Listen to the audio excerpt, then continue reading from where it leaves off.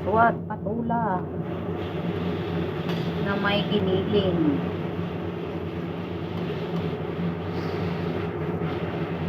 Ayan. Parang tagal ata pa anong ating miswat.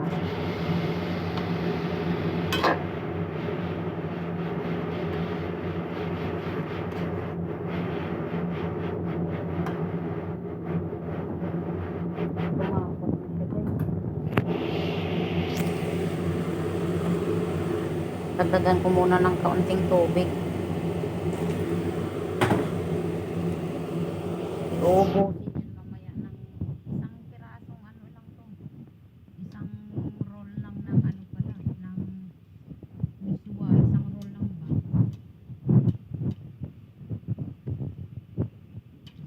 Kasi pag madami, sip-sipin rin lahat yan.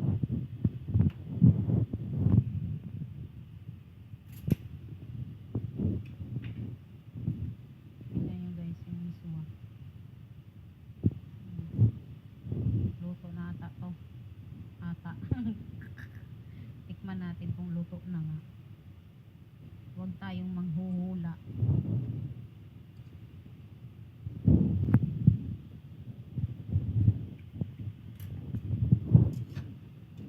Okay na? Ay.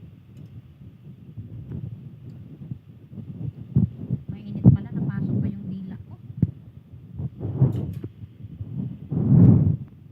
Lagay ko muna tong ano.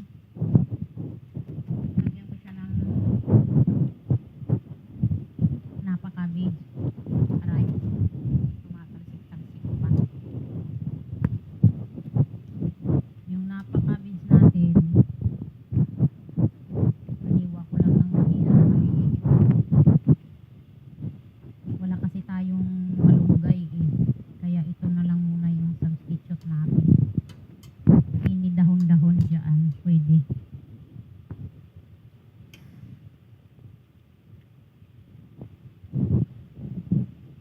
Ayan.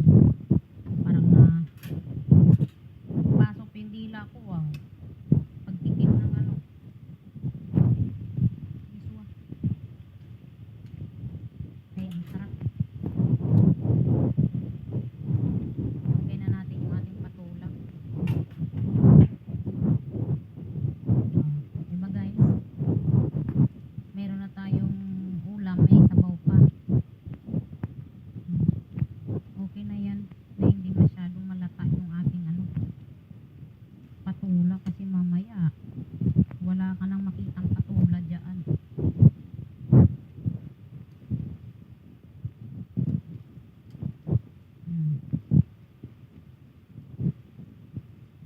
Ayan, nag-translucent naman siya eh.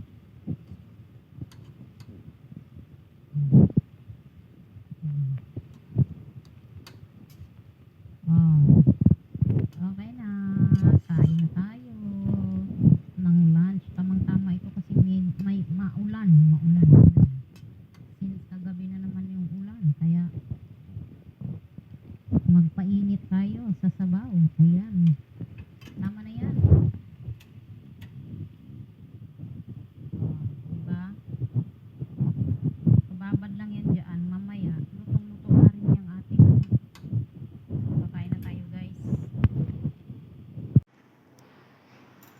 Eto na guys. Kain tayo.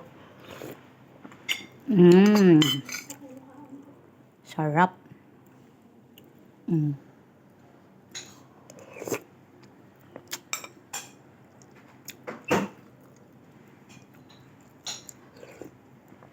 Dinagdagan ko to ng ano eh. Fish sauce. Para malasa.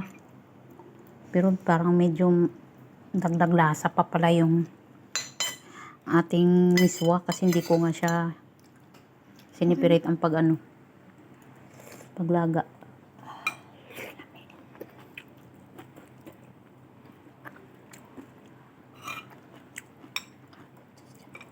Kami lang isisamo sa kanon.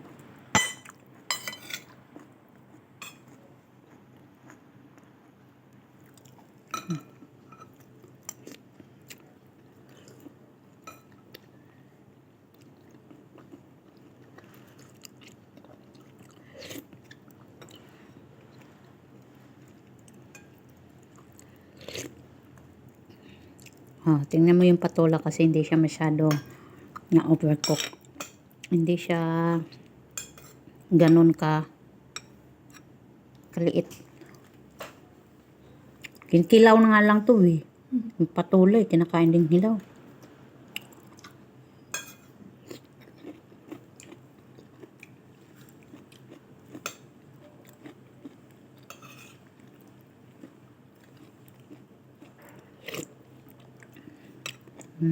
Yummy. Siya, sige na guys. I-continue ko na lang to pagkain. Bye.